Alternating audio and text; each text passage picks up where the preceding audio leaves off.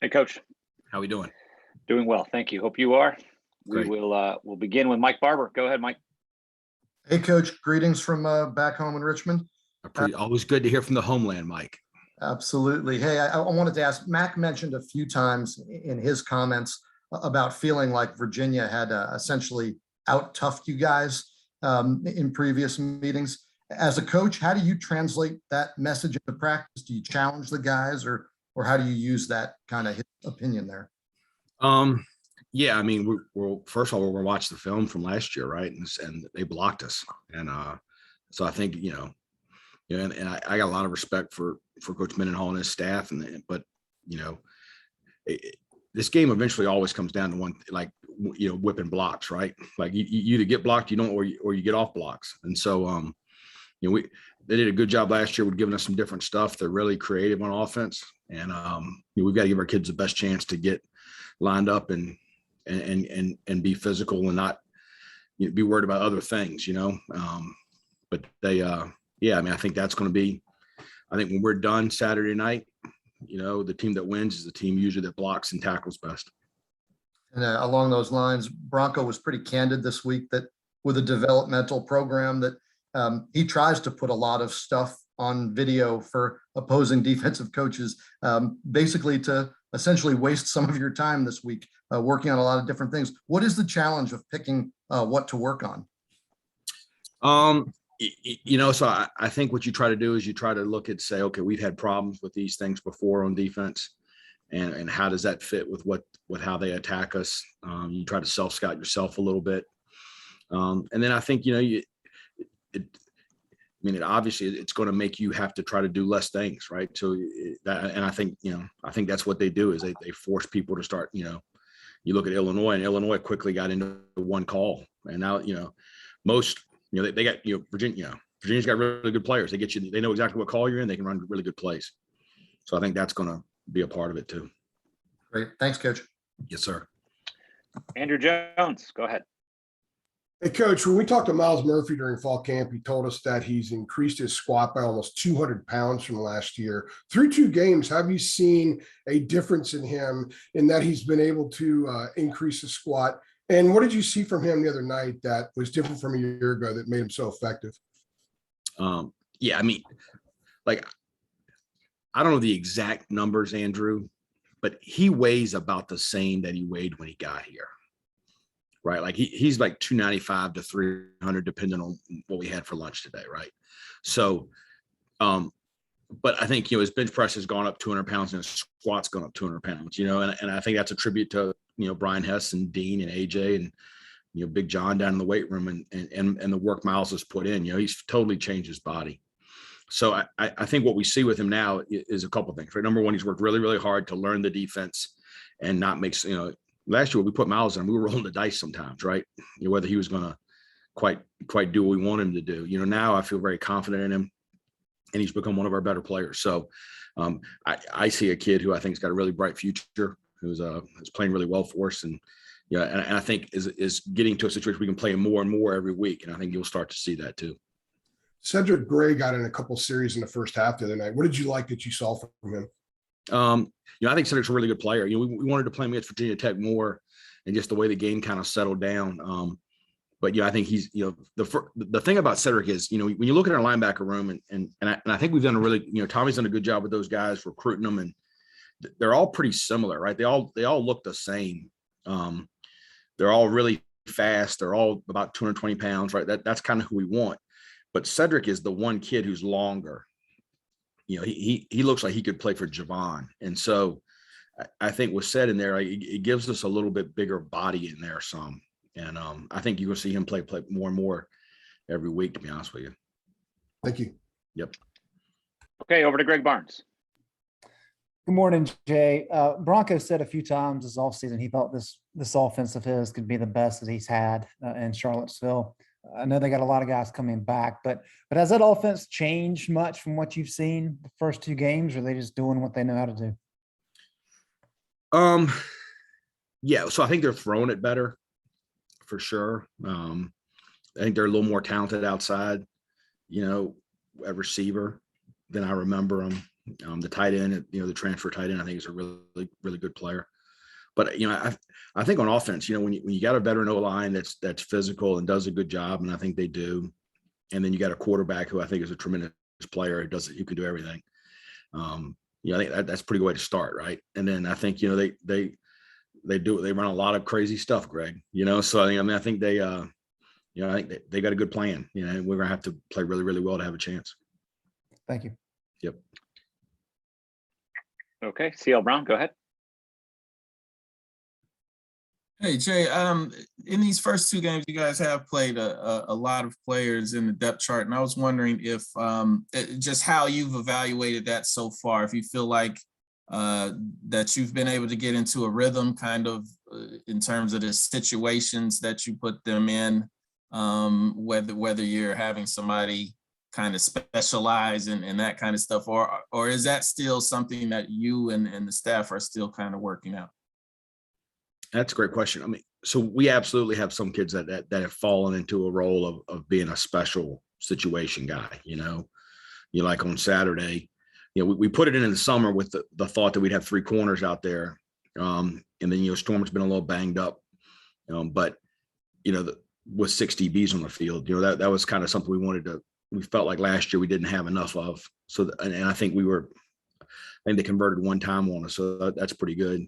Clyde Pender is going in on third downs as a pass rush guy and doing a good job.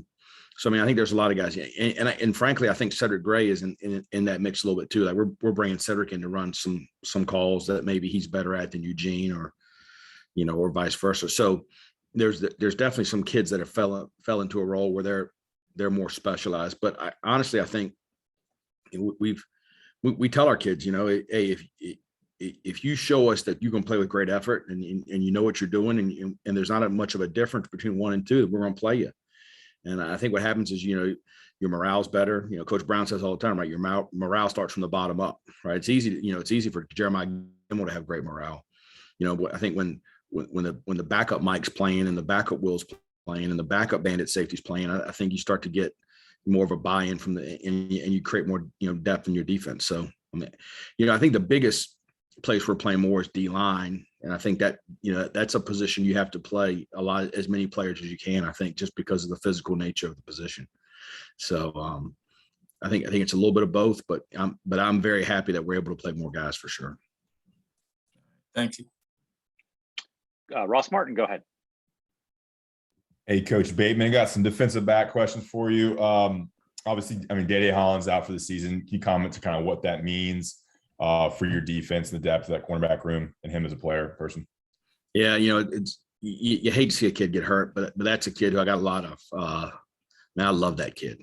When the improvement he's made, he has really become a good player and a great teammate. He's smart. So losing him hurts. At corner, we feel like we've got depth. I do think Storm's getting close to being back.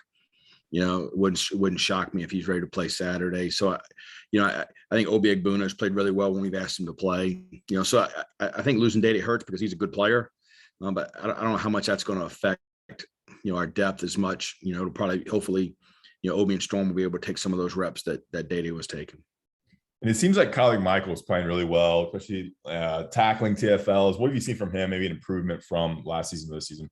I think he's more comfortable with the defense. Last year, you got to think about, like, this is a kid who's a really highly recruited kid, and then he transfers and has to sit out. Then he doesn't have spring practice. There was a stretch there where he didn't really get to play much, So, and I really felt like at the end of the season, he was playing at a high level. So, I agree with you. I think Kyler is playing really well, and he's a guy we can lean on. And Ja'Coris Conley came back with the cast on his left hand. He came back and played. So how does that affect him? Have you had a player play with that kind of cast injury at safety, where I guess using your hands and tackling is pretty important? Yeah, he obviously did it early in the game, and he came back, and Luke and our trainer, Luke Ross, our trainers, did a great job getting him kind of up to speed. And I said, look, I'm going to put you back in, even though the game was out of hand a little bit. I said, I want you to get used to playing with it a little bit and see what you think. And he's got to use it a little bit better. But I also think, I don't know if he'll be quite as clubbed up as he was during the game for this next one. So I think he'll be able to use it a little more than he could, during the game. But obviously, the further back from the ball you get, the harder it is to play with a club. It's hard to play defense with only one hand anyway. So, he's going to have to, change some things, but he's still a really good player, and we're pretty confident he'll be able to get it done. Thanks. Mm-hmm. Gregory Hall. Hey Jay, with the emphasis that y'all put on pass rush, are you disappointed with the, I guess, lack of through 2 games, or what do you want to see out of that for guys to get into the backfield more often? Greg, not really. With Virginia Tech, we knew early on we didn't pressure much. Because we kind of wanted to see kind of how that game was going to play out. I felt like a year ago when we pressured him, he got out on us a lot, and I felt like he was more dangerous at that than he was throwing it, and he still got out on us. So I probably should have pressured. But and then against Georgia State, with what they were doing on offense, we didn't rush guys much. It was just kind of with the nature of what they were doing, and honestly, we felt like we could cover them. We felt like coverage was the answer a little bit. So we didn't create a lot, and also I think you watch Georgia State, the ball was coming out fast a lot. So I think that's that. But I think, we have some guys that can rush the passer that I think as we start playing teams that give us more and more opportunities to do that, I think you'll start to see more pressure. All right. Our last question for Coach will come from Adam Smith. The Hey, best Jay. for last. Save the best for last, Adam. You're so flattering. I love it. You're talking about Virginia maybe being a little more talented at wideout, maybe being a little more talented at tight end.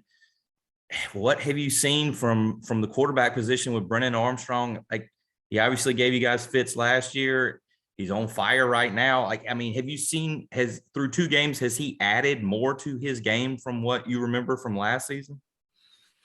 So, I was watching the game, their Illinois game before our game on Saturday, and Coach Mendenhall, they had an interview with him, and he said this, and this is kind of what I've thought about him for a year now. It's like, I think probably growing up when you played pickup basketball or backyard football or whatever sport you wanted to play, right? Probably if you picked him, your team was going to win, right?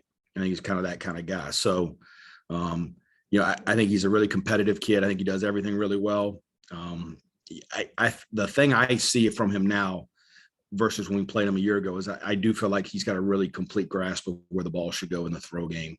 Where I felt like last year there were a couple of times that the coverage, we were able to kind of tilt the coverage a little bit, and maybe he didn't see it as much as he does now. So I think there's that. But look, he's a tremendous player.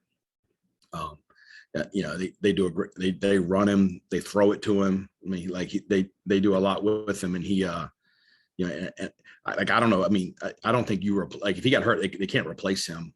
He's that kind of guy, So, we're gonna have to do a really good job of trying to create pressure on him with as few players as possible, and try to find a way to confuse him a little bit. But I think he's a tremendous player. I think when my first year here, we played him, and they had Perkins, who was a really good player. I think that they're getting all the same run.